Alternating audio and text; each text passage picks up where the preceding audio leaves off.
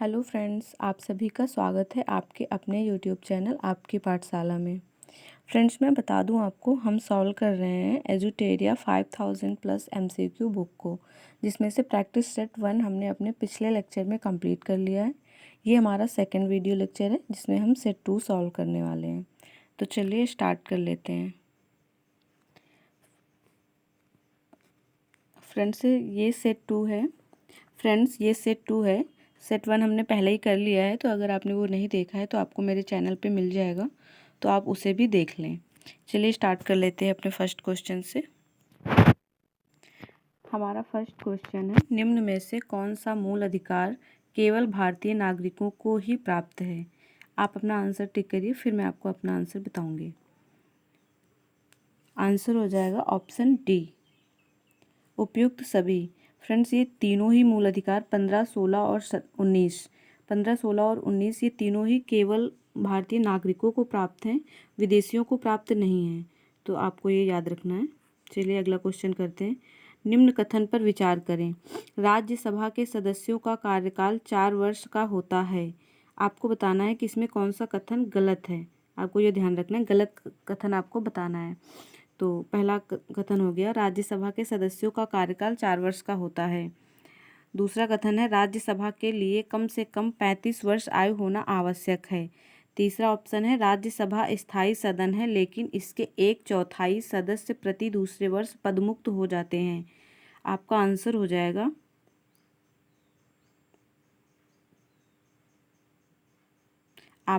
हो जाएगा उपयुक्त सभी।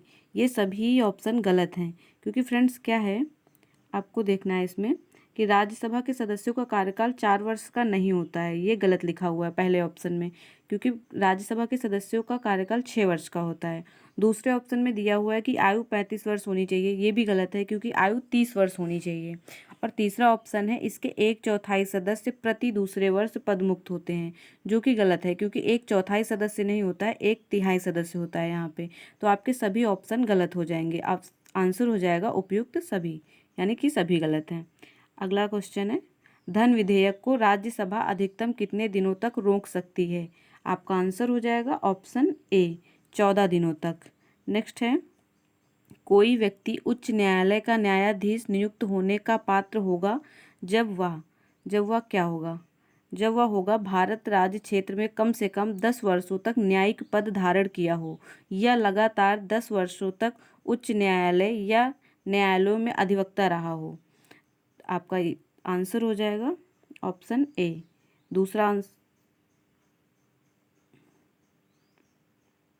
आपका आंसर हो जाएगा ऑप्शन ए, केवल एक।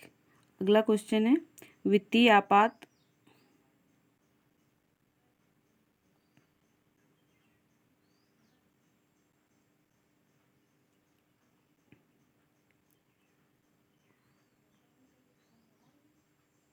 फ्रेंड्स, अगला क्वेश्चन है क्वेश्चन नंबर 4।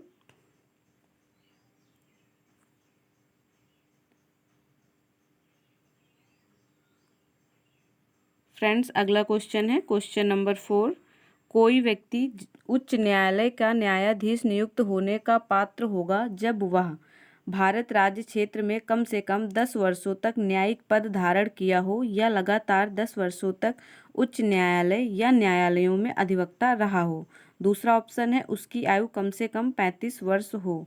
आंसर हो जाएगा आपका ऑप्शन ए। दूसरा ऑप्शन आपका गलत है, तो केवल एक हो जाएगा। नेक्स्ट क्वेश्चन है, वित्तीय आपात उद्घोषणा का अनुमोदन करने वाले संकल्प सदन के दोनों सदनों द्वारा कितने माह के भीतर होना चाहिए?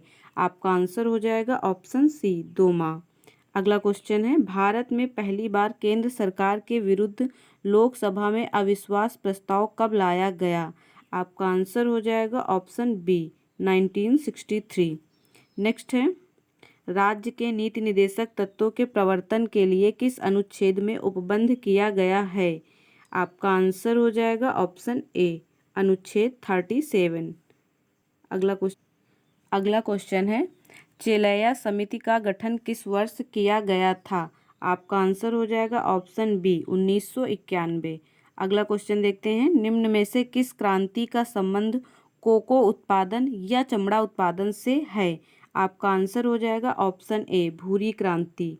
अगला क्वेश्चन देखते हैं, एक धन जो आसानी से विदेश से आता है लेकिन आसानी से चला जाता है, इसे इस प्रकार से जाना जाता है। किस प्रकार जाना जाता है इसको? आपका आंसर हो जाएगा ऑप्शन डी हॉट मनी। अगला क्वेश्चन देखते हैं, गन्ने का उचित और पारिश्रमिक मूल्य एफआरपी अनुमोदित करता है। कौन अनुमोदित करता है आपको बताना है। आपका आंसर हो जाएगा ऑप्शन ए आर्थिक मामलों पर कैबिनेट समिति। अगला क्वेश्चन है, असहयोग आंदोलन में कौन सा कार्यक्रम शामिल नहीं है? आपका आंसर हो जाएगा ऑप्शन डी सरकारी वाहनों से यात्रा करने पर पाबंदी। अगला क्वेश्चन देखते हैं, दांडी मार्च की समाप्ति किस तिथि को हुई थी? आपका आंसर हो जाएगा ऑप्शन सी 6 अप्रैल 1930। अगला क्वेश्चन देखते हैं, गांधी के जीवन काल में घटी निम्न घटनाओं का कालक्रम सही नहीं है। इसमें बताना है आपको कौन सा मिलान सही नहीं है। तो पहला ऑप्शन है चौरी चौरा घटना 5 फरवरी 1922, बिल्कुल सही है ये घटना 5 फरवरी 1922 को हुई थी। आपका दूसरा ऑप्शन है द्वितीय गोलमेज सम्मेलन 7 सितंबर 1931, ये भी बिल्कुल सही है।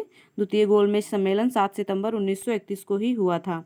तीसरा है पूना समझौता 24 सितंबर 1932, ये भी बिल्कुल सही है। भारत छोड़ो आंदोलन 23 मार्च 1942 को नहीं हुआ था, ये ऑप्शन आपका गलत हो जाएगा, तो डी हो जाएगा इसमें आंसर। चलिए अगला क्वेश्चन देखते हैं, आज़ाद हिंद फौज के साथ सुभाष चंद्र बोस ने सिंगापुर में स्वतंत्र भारत की अस्थायी सरकार का गठन कब किया? आपका आंसर हो जाएगा ऑप्शन बी 21 अक्टूबर 1943। ऑप्शन बी होगा इसमें 21 अक्टूबर 1947, सही से लगा लें 21 अक्टूबर 1943। चलिए अगला क्वेश्चन देखते हैं, सती प्रथा का उन्मूलन किया गया था। सती प्रथा का उन्मूलन कब हुआ ये बताना है आपको। आपका आंसर हो जाएगा ऑप्शन बी 1829 के नियम 17 के द्वारा। चलिए अगला क्वेश्चन देखते हैं, वहाबियों के विद्रोह को कुचलने का श्रेय किस गवर्नर जनरल को दिया जाता है? आपका आंसर हो जाएगा ऑप्शन बी लॉर्ड एल्गिन प्रथम को। लॉर्ड एल्गिन प्रथम को वहाबियों के विद्रोह को कुचलने का श्रेय दिया जाता है। चलिए नेक्स्ट क्वेश्चन देखते हैं। अगला क्वेश्चन है, त्रिपक्षीय संघर्ष में निम्न में से कौन सा राजवंश शामिल नहीं था? आपको आंसर बताना है। आंसर हो जाएगा आपका सी पल्लव। पाल, राष्ट्रकूट और प्रतिहार ये त्रिपक्षीय संघर्ष में शामिल थे, पल्लव शामिल नहीं थे। चलिए अगला क्वेश्चन देखते हैं, सिंधु घाटी सभ्यता के अंतर्गत शवों को दफनाने के अवशेष मिले हैं, इसमें शवों के सिर किस दिशा में रखे मिले हैं? आपका आंसर हो जाएगा ऑप्शन नंबर ए उत्तर दिशा में। अगला क्वेश्चन देखते हैं, किस बौद्ध संगीति में बौद्ध धर्म का 2 संप्रदायों में विभाजन हो गया था? आपका आंसर हो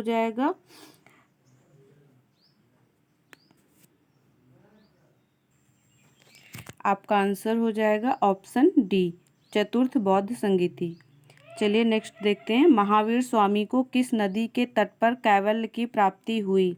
आपका आंसर हो जाएगा ऑप्शन सी ऋजुपालिका नदी पर। अगला क्वेश्चन देखते हैं, आजीवक संप्रदाय के संस्थापक निम्न में से कौन हैं? आंसर हो जाएगा ऑप्शन सी मक्खलीपुत्र। नेक्स्ट देखते हैं क्वेश्चन नंबर 23, किस मुगल शासक के शासनकाल को स्थापत्य कला का स्वर्णिम काल कहा जाता है? आपका आंसर हो जाएगा ऑप्शन सी शाहजहां को। स्थापत्य कला का स्वर्णिम काल शाहजहां के काल को कहा जाता है। अगला क्वेश्चन देखते हैं, मुगल काल में मुहत्सिब कौन था? आपका आंसर हो जाएगा ऑप्शन डी आचरण अधिकारी। अगला क्वेश्चन देखते हैं, दीवाने अर्ज किस विभाग से संबंधित था? आपका आंसर हो जाएगा ऑप्शन सी सैन्य विभाग। अगला क्वेश्चन देखते हैं, बसावन व दसवंत किस शासक के दरबारी चित्रकार थे? आपका आंसर हो जाएगा 26 का बी अकबर। बसावन व दसवंत अकबर के दरबारी चित्रकार थे। अगला क्वेश्चन देखते हैं, इस क्वेश्चन में आपको सुमेलित करना है परमाणु विद्युत गृह और वो किस राज्य में स्थित हैं। तो पहला है नरोरा। नरोरा उत्तर प्रदेश में है, ये बिल्कुल ऐसे ही सही सुमेलित है। सेकंड है कुडनकुलम। कुडनकुलन जो है आपका कुडनकुलन ये किस राज्य में स्थित है? अगला क्वेश्चन है 27 नंबर का, तो इसमें मिलान करना है आपको। पहला है नरोरा जो कि उत्तर प्रदेश में है, इसको सही मिलाया गया है। दूसरा है कुडनकुलम, ये कर्नाटक में नहीं है तो ये आपका गलत हो जाएगा। तीसरा है काकरापार, काकरापार गुजरात में है और तारापुर महाराष्ट्र में, तो आपका बी ऑप्शन इसमें सही हो जाएगा जो कि सही नहीं मिला है। अगला है 28 नंबर का, 38वीं यानी 38वीं समांतर रेखा किन दो देशों के मध्य स्थित है? आपका आंसर हो जाएगा ऑप्शन ए उत्तर कोरिया एवं दक्षिण कोरिया। अगला क्वेश्चन है, निम्न में से कौन सा एक अच्छे ईंधन का गुण नहीं है? अच्छे ईंधन का क्या गुण नहीं है ये आपको बताना है। आपका आंसर हो जाएगा बी, जलने पर ज़्यादा से ज़्यादा अवशिष्ट व हानिकारक गैसों का उत्सर्जन होना चाहिए। ये तो सही नहीं है, ज़्यादा से ज़्यादा गैसें निकलेंगी तो ये अच्छे ईंधन का गुण कैसे हो सकता है? तो ये ऑप्शन आपका सही हो जाएगा। चलिए अगला देख लेते हैं। अगला क्वेश्चन है आपका, इसमें भी मिलान करना है, तो चलिए मिला लेते हैं। सूची 1 को सूची 2 से मिलाना है। पहला है option A vitamin B7, vitamin B7 को आपको मिलाना है किससे? बालों का झड़ना, यानी ऑप्शन 3 से मिलाना है। नेक्स्ट है विटामिन B12, विटामिन B12 को आपको मिलाना है प्रणाशी अरक्तता से, अरक्तता होना। सी को मिलाना है यानी विटामिन ई, विटामिन ई को आपको मिलाना है 4 से यानी बांझपन होना। और विटामिन के को मिलाना है रक्त का थक्का न जमने से। तो इसमें से पहले का 3 और दूसरे का ए, पहले का 3 और दूसरे का ए, इस हिसाब से आपका आंसर हो जाएगा ऑप्शन ए। चलिए नेक्स्ट क्वेश्चन देख लेते हैं। तारों के मध्य दूरी ज्ञात करने की इकाई है? आपका आंसर हो जाएगा ऑप्शन सी गैलेक्टिक इकाई। नेक्स्ट क्वेश्चन है, निम्नलिखित में से कौन सा रोग पुरुषों की तुलना में महिलाओं में बहुत कम होता है? ऐसा कौन सा रोग है? आपका आंसर हो जाएगा ऑप्शन बी वर्णांधता।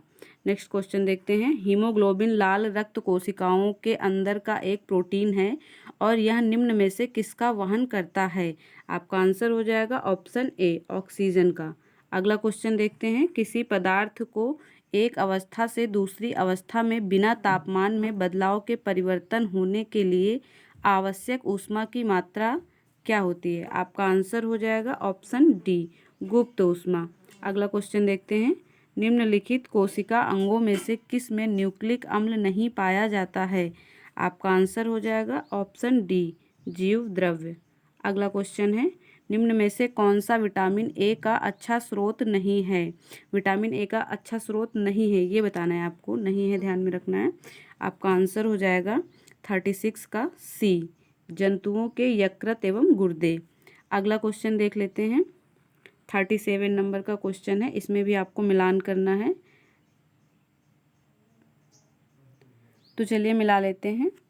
पहला है ऑप्शन ए प्रतिरोध, प्रतिरोध को आपको मिलाना है ओम से यानी ऑप्शन 4 से मिलाना है आपको।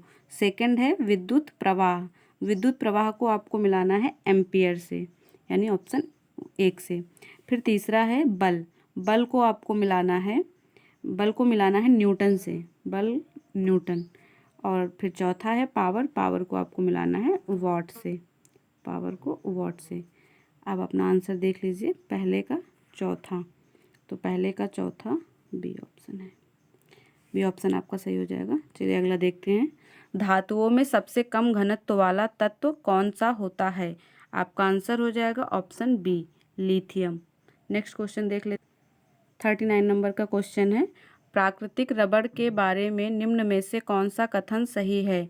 आपका ऑप्शन इसमें कौन सा सही हो जाएगा? ऑप्शन सी यह एक बहुलक नहीं है और इसमें लोचदार गुण होते हैं।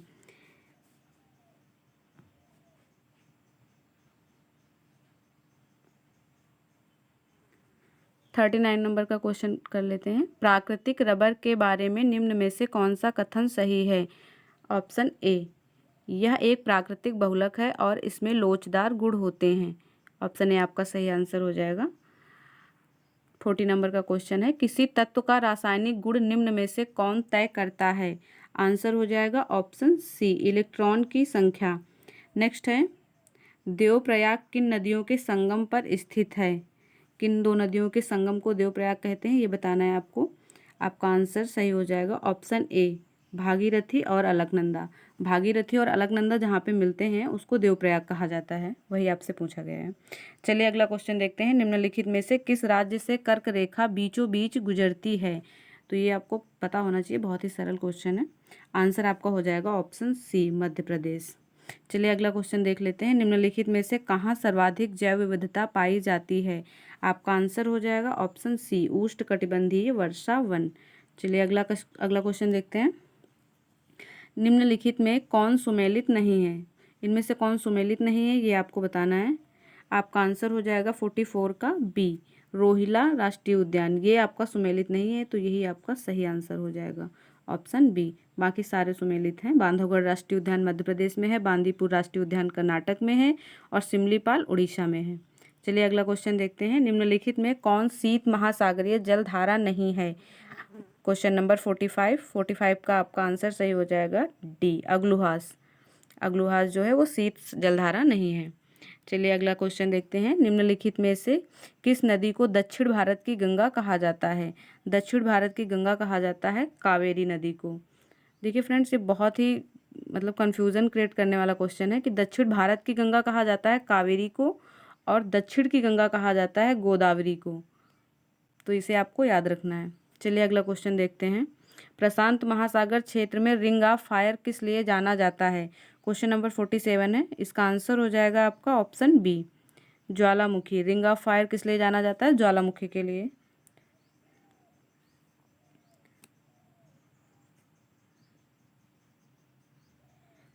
नंबर का क्वेश्चन कर लेते हैं। प्रशांत महासागर क्षेत्र में रिंग ऑफ फायर किस लिए जाना जाता है? तो इसमें 4 ऑप्शन दिए गए हैं, तो आपको बताना है। ऑप्शन 1 है भूकंप, 2 ज्वालामुखी, 3 तूफान और 4 है जंगल की आग। तो इसमें से भूकंप और ज्वालामुखी ये 2 ऑप्शन आपके सही होंगे, तो आपका आंसर हो जाएगा ऑप्शन बी। चलिए अगला क्वेश्चन कर लेते हैं। अगला क्वेश्चन है। निम्नलिखित में कौन सुमेलित नहीं है? कौन सही सुमेलित नहीं है? तो आपको बताना है कौन सा सही सुमेलित नहीं है। इसमें पहला हो जाएगा तकला मकान, जो कि चीन में है, ये सही है। थार का मरुस्थल, ये भारत में है, ये भी सही है। आटाकामा चिली में पड़ता है, ये भी सही है। गिब्सन अफ्रीका में नहीं है, ये आपका ऑप्शन गलत हो जाएगा। चलिए अगला क्वेश्चन देखते हैं। प्रतिरोधात्मक या घर्षणात्मक बेरोजगारी है, 49 नंबर का क्वेश्चन है।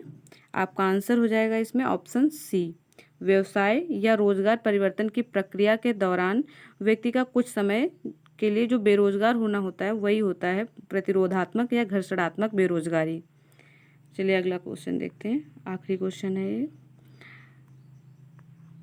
न्यूनतम समर्थन मूल्य यानी एमएसपी के बारे में निम्नलिखित कथनों पर विचार करें। पहला इसमें ऑप्शन है, फर्स्ट ऑप्शन देखते हैं। न्यूनतम समर्थन मूल्य आर्थिक मामलों की मंत्रिमंडलीय समिति द्वारा प्रस्तावित की जाती है, यह आपका ऑप्शन सही हो जाएगा। पहला तो सही है। दूसरा देखते हैं। न्यूनतम समर्थन मूल्य कृषि लागत एवं मूल्य आयोग द्वारा अनुमोदित की जाती है, ये ऑप्शन भी आपका सही हो जाएगा। पहला और दूसरा दोनों सही हैं, तो ऑप्शन सी आपका सही आंसर हो जाएगा। फ्रेंड्स, इसमें कुछ अदर फैक्ट भी दिए हुए हैं, तो चलिए इनको भी हम देख लेते हैं। इसमें दिए हुए हैं कुछ प्रमुख दर्शन और उनके प्रवर्तक, तो इन्हें भी हम एक बार देख लेते हैं। तो योग दर्शन के प्रवर्तक कौन है? पतंजलि। न्याय दर्शन के प्रवर्तक हैं गौतम, सांख्य, कपिल। चारवाक के चारवाक ही होंगे, चारवाक के चारवाक होंगे। वैशेषिक के कणाद होंगे। पूर्व मीमांसा जैमिनी, उत्तर मीमांसा बदरायण। आगे भी कुछ संप्रदाय और उनके संस्थापक दिए हुए हैं, ये भी देख लेते हैं। आजीवक संप्रदाय के संस्थापक हैं मक्खलीपुत्र गोसाल। अनिश्चयवादी जो संप्रदाय है उसके संस्थापक हैं संजय विट्ठलपुत्र। भौतिकवादी संप्रदाय के पकुद कचायन और घोर अक्रियावादी के हैं पूरण कश्यप। तो फ्रेंड्स, हमारा सेट 2 यहाँ पे कंप्लीट हो गया है। वीडियो आपको अच्छा लगा हो तो लाइक करें, चैनल को सब्सक्राइब कर लें नेक्स्ट वीडियो के लिए। Thank you.